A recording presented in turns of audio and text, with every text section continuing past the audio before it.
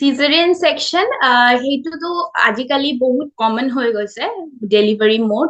সিজাৰিয়ান section মানে কি হয় যে আমি বাচ্চাটো পেটটো কাটি পেটৰ পৰা ওলাইছো। সিজাৰিয়ানৰ মিনিং সেইটো হয় যে পেটটো কাটি পেটৰ পৰা ওলাইছো ৰাদাৰ দেন কি যেনেকুৱা নেচাৰেল প্ৰচেছ যিটো আমাৰ তল মানে ইয়নিৰ পৰা যিটো জন্ম প্ৰচেছ হয় সেইটো ফলো কৰা নাই, আমি পেটৰ পৰা বাচ্চাটো কাটি ওলাইছো। That is, in very simple thing, is cesarean section. Cesarean section কারণ হল যে যেতিয়া বাচ্চাটো যদি আমি ভাবিছো বা আপুনি ভাবা বা মই ভাবা নহয়, যদি আপোনাৰ কনসাল্টিং ডক্টৰে ভাবিছে যে আপোনাৰ বাচ্চাৰ তলৰ ফালৰ পৰা ওলাব দিগদাৰি হ'ব, তেতিয়া আমি সিজাৰিয়ান সেকশন কৰো। কিন্তু আজিকালি আমি বহুত মানুহে সেই যিটো ডেলিভাৰীৰ পেইনটো ভয় খাই কাৰণেও বহুতে সেইটো অপ্ট কৰি আছে যে ডেলিভাৰী পেইন হ'ব বুলিও বহুতে সেই ভয়তে সিজাৰিয়ান সেকশন অপ্ট কৰি আছে। কিন্তু কিছুমান কাৰণ থাকে নৰ্মেল ভেজাইনাল ডেলিভাৰীটো পসিবল নহয়, যেনেকে বাচ্চাটোৰ সাইজ যদি বহুত ডাঙৰ থাকে, যিটো আমাৰ মহিলা গৰাকী কঁকালৰ সাইজতকে যদি বাচ্চাৰ সাইজটো ডাঙৰ থাকে তেতিয়া নৰ্মেলি বাচ্চাটো ওলাব নোৱাৰে, তেতিয়া আমাৰ সিজাৰিয়ান সেকশন দৰকাৰ হয়। বা এনেকুৱাও হ'ব পাৰে যে কিছুমান বাচ্চা পেটৰ ভিতৰত ষ্ট্ৰেছত আহি যায়, অক্সিজেন যদি ডেলিভাৰী যেতিয়া মাদাৰৰ অক্সিজেন যিটো সাপ্লাই থাকে সেইটো যদি বাচ্চাৰ কাৰণে কমি যায় তেতিয়া বাচ্চাটো পেটৰ ভিতৰত কষ্ট পাব পাৰে আৰু ইমিডিয়েট ডেলিভাৰী লাগিব পাৰে। ইমিডিয়েট ডেলিভাৰী কিন্তু এনেকুৱা হ'ব পাৰে যে মাকৰ বিগটো উঠা নাই, কন্ট্ৰাকশনটো অহা নাই, জৰায়ুৰ যিটো কন্ট্ৰাকশন হয় এইটো অহা নাই, কিন্তু আমাৰ বাচ্চাটো ডেলিভাৰী কৰিব লাগিব লগালগ। তেতিয়া আমি কি কৰিম, তেতিয়া আমি সিজাৰিয়ান সেকশন কৰি বাচ্চাটো ওলাব লাগে। এনেকুৱা বহুত কাৰণ আছে যে আইদাৰ বাচ্চাটো তলৰ পৰা হ'ব পৰা নাই বা বাচ্চাটো পেটত কষ্ট পাইছে, এই দুটা হল মেইন ৰিজন সিজাৰিয়ান সেকশনৰ কাৰণে। ভেজাইনাল ডেলিভাৰী মিন্স তলৰ ফালে ইয়নি দি বাচ্চাটো ওলোৱা, আৰু সিজাৰিয়ান সেকশন হল পেটটো কাটি বাচ্চাটো ওলোৱা।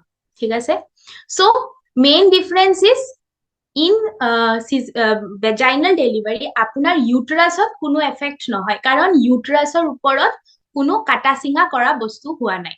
ঠিক আছে, কিন্তু সিজাৰিয়ান সেকশনত কি হয়, আমি পেটটো কাটি ইউটেৰাছৰ ওপৰৰ লেয়াৰটো কাটি তাৰ পিছত বাচ্চাটো ওলোৱা হয়, তো ইউটেৰাছৰ অলপমান ড্যামেজ হ'ব পাৰে। ড্যামেজ মানে কি, কাটিলে যিমানখিনি ড্যামেজ হয় সিমানখিনি ড্যামেজ হ'ব পাৰে। ঠিক আছে, কিন্তু আৰু এটা বস্তু হল যে সিজাৰিয়ান সেকশনত যেতিয়া আমি বাৰ বাৰ সিজাৰিয়ান হৈ থাকে, কিছুমান মানুহৰ দুটা বা তিনিটা বাচ্চা হ'ব পাৰে, এনেকুৱা হ'ব পাৰে যে প্ৰতিবাৰ তেওঁ সিজাৰিয়ান সেকশন কৰি আছে, ফাৰ্ষ্ট টাইমো সিজাৰিয়ান সেকশন কৰিছে, দুবাৰো সিজাৰিয়ান সেকশন কৰিছে, সেইবিলাক মহিলাৰ কমপ্লিকেশনস থাকিব পাৰে। 3 নম্বৰ বা 4 নম্বৰ বাচ্চাত যদি কৰে তেতিয়া কমপ্লিকেশনস হ'ব পাৰে। কেনেকুৱা ধৰণৰ কমপ্লিকেশন মই কৈ আছো যে সাপোজ ফাৰ্ষ্ট যেতিয়া সিজাৰিয়ান সেকশন কৰিছে তেওঁলোকৰ কিবা ইনফেকশন হৈ গল, কিবা কাৰণত ইনফেকশন হৈছে, তেতিয়া কি হ'ব, ইউটেৰাছৰ যিটো হিলিং প্ৰসেছ হয় সেইটো ভালকে হোৱা নাই।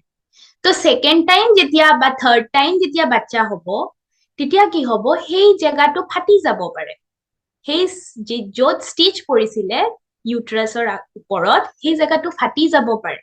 সেইকাৰণে উই শুড বি ভেৰি কেয়াৰফুল কি আমি কোনটো চুজ কৰি আছো, সিজাৰিয়ান চুজ কৰি আছো নে ভেজাইনাল ডেলিভাৰী চুজ কৰি আছো। কাৰণ সিজাৰিয়ান সেকশনত সদায় আমি মনত ৰাখিব লাগিব যে কিবা নহয় কিবা অলপমান কমপ্লিকেশন থাকিব, কাৰণ তাতে হিউমেন ইন্টাৰফেৰেন্স হৈছে উইথ দ্য নেচাৰেল প্ৰসেছ।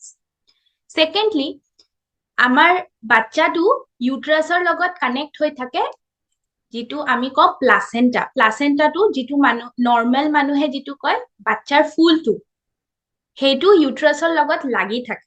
ঠিক আছে, কেতিয়াবা এনেকুৱা হয় যে সেই ফুলটো ইউটেৰাছ আগৰবাৰ যোনখিনি জেগাত ইউটেৰাছটো কাটা হৈছে সেইখিনি জেগাত লাগি গৈছে, প্লাসেন্টাটো তাতে লাগি গৈছে, কিন্তু সেইটো জেগাত কি হয়, এটা ডিফেক্ট আছে, কাৰণ সেইটো জেগাত কাটা হৈছিলে সেই জেগাৰ ইউটেৰাছৰ লেয়াৰ যিটো হয় সেইটো পাতল হৈ যায়। সেই প্লাসেন্টাটো কি হ'ব, যেতিয়া সেইটো জেগাত লাগি যাব সেইটো মানে আৰু বেছি ভিতৰৰ ফালে সেইটো খাই দিব, মাছলটো খাই দিব পাৰে বা লাইনিংটো খাই দিব পাৰে। সেইটো কাৰণে যেতিয়া নেক্সট ডেলিভাৰী হ'ব, যেতিয়া আমি সেই প্লাচেণ্টাটো যেতিয়া ডেলিভাৰ হ'ব, বাচ্চাটোৰ পিছত যেতিয়া প্লাচেণ্টাটো ওলাব, very heavy amount of bleeding হ'ব পাৰে, আৰু সেইটো এজনী মহিলাৰ কাৰণে সেইটো পিছত মানে লাইফ থ্ৰেটেনিঙো হ'ব পাৰে, সিমান বেছি ব্লিডিং হ'ব পাৰে। ঠিক আছে, তো these are the complications of caesarean section. কিন্তু সেইটো ডিফাৰেন্সটো হ'ল যে যদি আমি ভেজাইনাল ডেলিভাৰী হয় সেইবিলাক কমপ্লিকেশনস নাথাকে। নো ডাউট কি আপোনাৰ যেতিয়া নৰ্মেল ডেলিভাৰী হয় পেইন বেছি হয়, সিজেৰিয়ান সেকশনত পেইন নহয় কাৰণ তাতে এনাস্থেচিয়া দিয়া হয়। কিন্তু আজিকালিতো ভেজাইনাল ডেলিভাৰীটো এপিডিউৰাল এনাস্থেচিয়া আহি গৈছে, তো আজিকালি ভেজাইনাল ডেলিভাৰীটো পেইন বেছি নহয়। So these are the complication differences.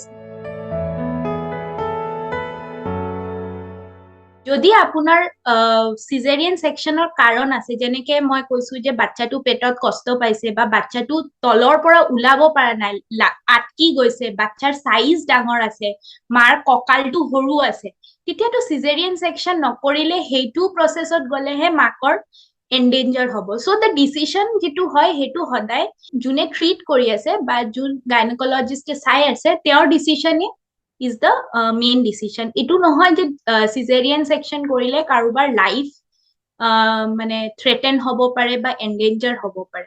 It always depends on the decision of the doctor কি তেওঁ মাকৰ কাৰণে আৰু বাচ্চাটোৰ কাৰণে তেওঁৱে বুজি পাব, যোনে পেশেন্টক চাই আছে বা যোনে ট্ৰিট কৰি আছে আগৰ পৰা তেওঁৱে ভালকে বুজি পাব যে সিজেৰিয়ান সেকশনটো তেওঁৰ কাৰণে দৰকাৰ হয় নে নহয়।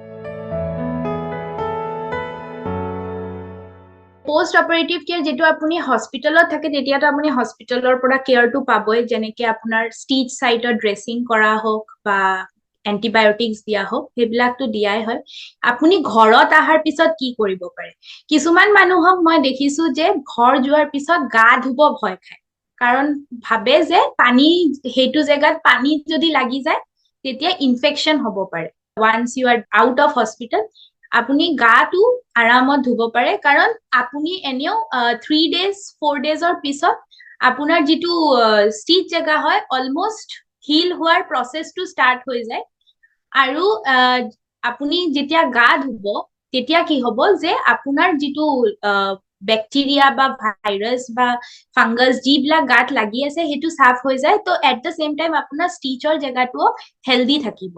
সেকেন্ড ইজ কি আপুনি apart from other than গা ধোৱা আপুনি ভালকে সেইটো জেগাত এন্টিবায়োটিক ক্ৰীম যেটো আপোনাক ডক্টৰ বা হস্পিটেলৰ পৰা প্ৰেছক্ৰাইব কৰিছে সেইবিলাক অইনমেন্ট আপুনি ভালকে লগাব লাগিব, যেনেকে আপোনাক ৰেগুলাৰলি হস্পিটেলৰ পৰা এডভাইস কৰা হৈছে। আৰু মোস্ট ইম্পৰ্টেন্ট ইজ ৰাইট টাইমত ষ্টিচটো কাটি দিয়া। ঠিক আছে, ষ্টিচটো যদি লাগি থাকে সেই বেছি দিন লাগি থাকিলেও সেই ষ্টিচৰ জেগাত আকৌ ইনফেকশন হ'ব পাৰে। তো যেতিয়া আপোনাৰ ডক্টৰে মাতিব সদায় প্ৰেছক্ৰিপশ্যনত লিখা থাকে যে ইমান দিন পিছত আহি আপুনি ষ্টিচটো কাটি ল'ব, সেই টাইমত সদায় আমি ষ্টিচ কাটিব লাগে। কিছুমানে বহুত দেৰিকে আহে, 10 দিন 12 দিন 2 সপ্তাহ পিছত আহে, দ্যাট ইজ ভেৰি ৰং, আৰু সেইটো ইনফেকশনৰ এটা কাৰণ। Second is diet. বাচ্চা জন্মৰ পিছত সদায় হেলদি ফুড খাব লাগিব। First of all is we should have a good amount of proteins. যিকোনো ধৰণৰ আপুনি ভেজিটেৰিয়ান হওক নন ভেজিটেৰিয়ান হওক যিকোনো ধৰণৰ আপুনি প্ৰটিনস বেছিকে আপোনাৰ খাদ্যত ল'ব লাগিব, কাৰণ সেইটো আপোনাৰ ষ্টিচ হিলিঙতো হেল্প কৰিব, প্লাস আপুনি যদি ব্ৰেষ্ট ফিডিং কৰি আছে বাচ্চাৰ কাৰণে আৰু আপোনাৰ কাৰণে সেই এক্সট্ৰা প্ৰটিনটো দৰকাৰ। সেকেন্ড ইজ আমি শাক পাচলি বেছিকে খাব লাগিব। ঠিক আছে, শাক পাচলিত কি হয় তাতে আমাৰ ন্যাচাৰাল ভিটামিনস আৰু মিনাৰেলস থাকে যেটো আপোনাৰ wound হিলিঙত হেল্প কৰে। আৰু থাৰ্ড হল আমি বেছিকে ভিটামিন সি খাব লাগিব। ভিটামিন সি টু ভেৰি ইম্পৰ্টেন্ট যে স্কিন ডেভেলপমেন্ট, ব্লাড ভেসেল ডেভেলপমেন্টৰ কাৰণে নতুন স্কিন আৰু নতুন টিস্যু বা নতুন ব্লাড ভেসেল যদি হ'ব হয়, vitamin C is very important. এটা মোস্ট ইম্পৰ্টেন্ট বস্তু হয়, যেটো আমাৰ ইন্ডিয়ান মানুহৰ এটা ভাৱনা আছে যে আমি টেঙা বস্তু খালে জেগাটো পকি যাব, বাট দ্যাট ইজ ভেৰি ৰং। কাৰণ টেঙা বস্তুত হাই যদি আপোনাৰ ভিটামিন চি লাগে টেঙা বস্তু আপুনি খাব লাগিব যেনেকে গ্ৰেপছ খাব লাগিব অৰেঞ্জ খাব লাগিব নেমু খাব লাগিব আমলা খাব লাগিব these are very rich in vitamin C ঠিক আছে সেই বস্তুবিলাক খালে আপোনাৰ হিলিংটো বেছি ভাল হ'ব আৰু সেই জেগাত যিটো হেলদি স্কিন আহিব বেয়া স্কিন কিছুমানৰ আমি দেখো ন সেইটো জেগাত এনেকে য'ত আমাৰ ষ্টিচ হৈছে সেই জেগাত দাগ হৈ যায় বা কিবা এনেকে কিলয়েড বুলি কয় কলা ৰঙৰ এটা মোটা চামৰা আহি যায় সেই আনহেলদি স্কিনটো নাহে যেতিয়া আপুনি ভিটামিন চি ইনটেক কৰে আৰু থাৰ্ড হল আপোনাৰ প্ৰেগনেন্সিৰ পিছত সিজেৰিয়ান সেকশন হলে ভৰিৰ যিটো আমাৰ কাফ মাসেলছ হয় মানে ভৰিৰ তলৰ ফালৰ যিটো মাসেল হয় তাত সেই ব্লাড ভেসেলত ব্লাড ক্লটস জমা হোৱাৰ এটা ৰিস্ক থাকে ঠিক আছে সেইকাৰণে যদি আপুনি সিজেৰিয়ান সেকশন কৰিছে তেতিয়াহলে আপুনি সদায় এভৰি ডে আফটাৰ মানে হস্পিটেলৰ পৰা ডিসচাৰ্জ হোৱা ভৰিটো ভৰিৰ মাসাজ কৰিব লাগে বা অলপমান হলেও খোজ কাঢ়িব লাগে যাতে আপোনাৰ ভৰিৰ মাসেল বিলাক অলপ হলেও কন্ট্ৰেক্ট হৈ থাকে তেতিয়া কি হয় সেই ব্লাড ক্লটস বিলাক ক্লিয়াৰ হৈ যায় ভৰিৰ পৰা তো these are the cares post operative cesarean sectionৰ পিছত ৰিকভাৰী যদি আপুনি ভাবে then you have to think in the process of কি এটা বাচ্চাও ডেলিভাৰী হৈছে প্লাস মাদাৰৰ ওপৰত এটা অপাৰেটিভ ষ্ট্ৰেছও গৈছে ঠিক আছে সো অবভিয়াসলি অলপমান বেছি কেয়াৰ বা অলপমান বেছি টাইম লাগে ফাৰ্স্ট অফ অল তো আপোনাৰ পেইন এইবিলাক সাবসাইড হ'ব এটলিষ্ট 2 weeks মান লাগিব আৰু বাচ্চাৰ ডেলিভাৰীৰ পিছত ব্লিডিং যিটো হয় ব্লিডিংও আপোনাৰ এটলিষ্ট 1 month 2 months লৈকে থাকে ব্লিডিং যিটো সো আৰু হল আপোনাৰ বাচ্চাৰ ডেলিভাৰীৰ যিটো ষ্ট্ৰেছ সেইটো গোটেইটো যাবলে এটলিষ্ট 6 months লাগে পুৰা বডিটো আকৌ ৰিকভাৰ কৰিব কাৰণে প্লাস যিটো আপোনাৰ ব্লাড লস হৈছে বডিৰ পৰা যিটো ব্লাড গৈছে সেইটো ৰিকভাৰ কৰিবলে প্লাস আপোনাৰ হাৰ্টৰ ওপৰত যেতিয়া মানে ডেলিভাৰী হয় হাৰ্টৰ ওপৰত এক্সট্ৰা এটা লোড পৰে সেইটো ৰিকভাৰ হ'বলে আৰু যদি আপুনি ভাবিছে যে মেনষ্ট্ৰুৱেশন মানে নৰ্মেল স্ত্ৰীৰ যিটো সাইকেল সেইটো ৰেগুলাৰাইজ হ'ব এটলিষ্ট সেইবিলাক সব বস্তু কৰিব এটলিষ্ট 6 months লাগে